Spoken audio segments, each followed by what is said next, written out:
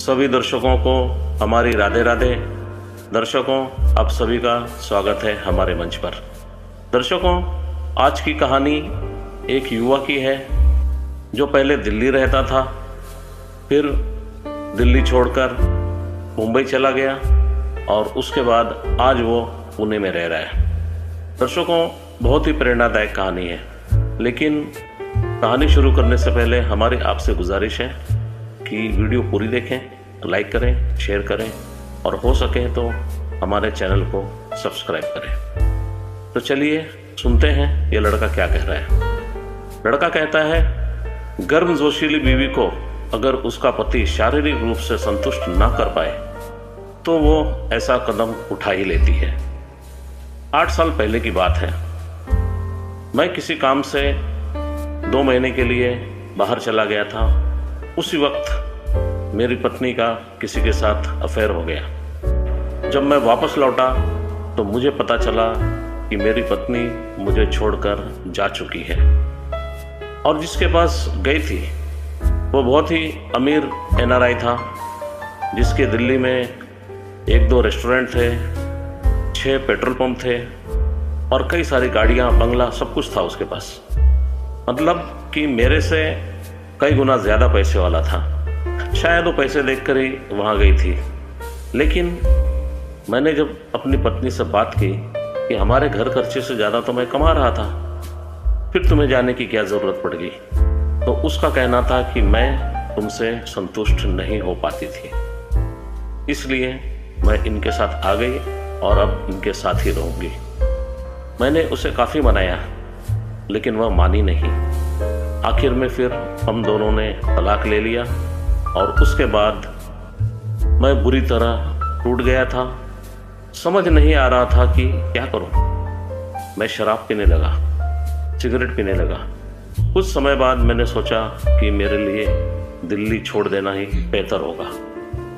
उसके बाद मैं मुंबई शिफ्ट हो गया और वहाँ एक नौकरी करने लगा। मेरी आदतें और भी बिगड़ती चली गई। मैं लेडीज़ बार में जाने लगा और मेरी शराब और सिगरेट की लत बढ़ती गई। बचपन में मेरी सिर्फ माँ थी। जब मैं 8वीं कक्षा में था, उसी दौरान मेरी माँ गुजर गई। मेरा पालन पोषण मेरे दादा दादी ने किया था। उस वक्त मैं बिल्कुल अकेला पड़ गया था और समझ नहीं आ रहा था कि मैं क्या करूं। मेरी आदतें बद से बदतर होती जा रही थी। फिर मैं कभी कभी अपने मन को शांत करने के लिए एस्कॉर्ट्स की सेवा लेने लगा। एक दिन जब मैं सुबह उठा तो देखा कि जो एस्कॉर्ट गर्ल थी वो मेरे कमरे में झाड़ू लगा रही है। मैंने उससे पूछा, तुम क्या कर रही हो? उसने कहा, यहाँ सब गंदा पड़ा हुआ था तो मैंने सोचा साफ कर देती हूँ। न जाने क्यों मुझे अजीब सा लगने लगा। उसने खाना भी बनाया। उसके बाद मैं तैयार होकर ऑफिस चला गया। शाम को लौटते समय मैं उसके बारे में ही सोचता रहा। रात में भी मैं उसी के बारे में सोचता रहा। अगले दिन मैंने उसी एजेंट को फ़ोन करके उसी लड़की को दोबारा भेजने को कहा। जब वह आई तो मुझे देखकर मुस्कुराई। उस दिन मेरा उसके साथ शारीरिक संबंध बनाने का मन नहीं था। मैं उसके साथ अपना अकेलापन बांटना चाहता था, उससे बातें करना चाहता था, अपना मन हल्का करना चाहता था। उस रात हमने एक मूवी देखी और सारी रात एक दूसरे के साथ लेटे रहे, लेकिन शारीरिक संबंध नहीं बनाए। उसके चेहरे पर एक चिंता की लकीर थी जिसे उसने मुझे नहीं बताया, लेकिन मैं महसूस कर रहा था। धीरे धीरे मेरा उसके प्रति लगाव बढ़ने लगा। मैंने उससे उसका नंबर मांगा। अगले ही रविवार को मैंने उसे फ़ोन किया और उससे कहा, क्या तुम आज फ्री हो?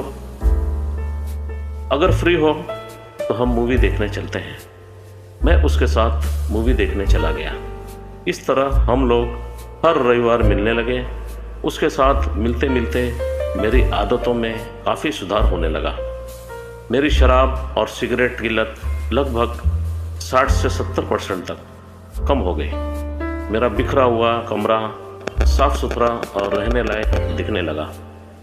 एक दिन हम मरीन ड्राइव पर बैठे थे। उसने मेरे कंधे पर सिर रखा और अचानक रोने लगी। मुझसे कहने लगी, मैं ऐसी ज़िंदगी नहीं जीना चाहती, मैं उस जगह वापस नहीं जाना चाहती। मैं चाहती हूँ कि कोई मुझे सच्चे दिल से प्यार करे, जिसके साथ मैं जीवन बिता सकूं। उसकी यह बातें सुनकर मैं अंदर तक हिल गया, क्योंकि ये वही शब्द थे जो कभी मेरी पत्नी ने मुझसे कहे थे। उस शाम हमने साथ समय बिताया। अगले दिन से मैंने उसका फ़ोन उठाना बंद कर दिया, उसके मैसेज का जवाब देना भी बंद कर दिया। उसने कई बार कॉल किया, लेकिन मैंने उससे बात नहीं की। मैं डर रहा था कि कहीं फिर मेरा दिल न टूट जाए। मैंने जैसे अपनी पत्नी को खोया था। मैं इस बात से बहुत ही भयभीत था कि कहीं ये भी मुझे कुछ दिन बाद यह ना बोल दे कि मैं संतुष्ट नहीं हूँ, इसलिए मैं जा रही हूँ। फिर अगले रविवार को वह खुद मेरे घर आई, मुझ पर गुस्सा करने लगी, लेकिन फिर मैंने उसे सब कुछ बताया। हम दोनों ने साथ बैठकर बातें की, एक दूसरे के कंधे पर सिर रखकर काफ़ी देर तक रोते रहे। कुछ दिन बाद मैंने उससे साफ साफ पूछ लिया कि क्या जो भी मैं तुम्हारे साथ करता हूँ उससे तुम संतुष्ट हो, तो मैं तुमसे शादी करने को तैयार हूँ। उसका जवाब हाँ में आया। उसके बाद हम दोनों ने शादी कर ली और हम पुणे के लिए शिफ्ट हो गए। आज हम दोनों एक साथ काफ़ी खुश हैं। आखिर में मैं ये कहना चाहूँगा कि इस बात से फ़र्क नहीं पड़ता कि किसी का अतीत कैसा था या वह वर्जिन है या नहीं। फ़र्क इस बात से पड़ता है कि वर्तमान में आप दोनों एक दूसरे के प्रति कितने ईमानदार हैं और आपके बीच कितना प्रेम और सम्मान है।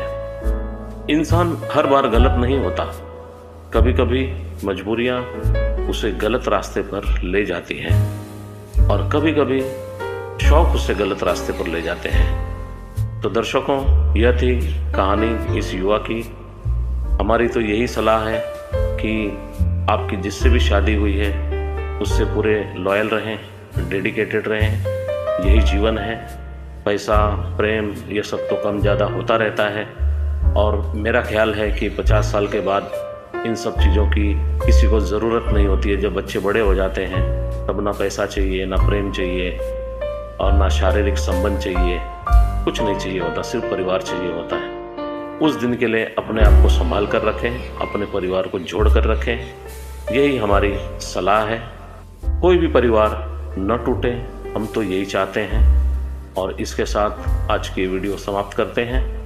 तो दर्शकों, आपको यह वीडियो कैसी लगी, आप हमें कमेंट में अपनी राय ज़रूर दीजिएगा। और यदि वीडियो अच्छी लगी हो तो आप इसे लाइक करें, ज़्यादा से ज़्यादा शेयर करें, ताकि कहीं भी ऐसा कोई मनमुटाव किसी परिवार में चल रहा हो तो वह सुलझ जाए। और यदि आपको ऐसी कहानियाँ और भी देखनी हो, ऐसी कहानियाँ अच्छी लगती हैं, तो हमारे चैनल को सब्सक्राइब करें और बेल आइकन दबाना बिल्कुल ना भूलें, ताकि आने वाली नई वीडियो की नोटिफिकेशन आपको सही समय पर मिल सके। तो दर्शकों, आज के लिए बस इतना ही। आपसे इजाज़त चाहेंगे। मिलते हैं फिर एक नई कहानी और नई वीडियो के अपने जागरूकता अभियान के साथ। अभी तक आपने हमारी पूरी वीडियो देखी, हमारा पूरा साथ दिया, इसके लिए आप सभी का बहुत बहुत धन्यवाद और आप सभी को हमारी तरफ से राधे राधे।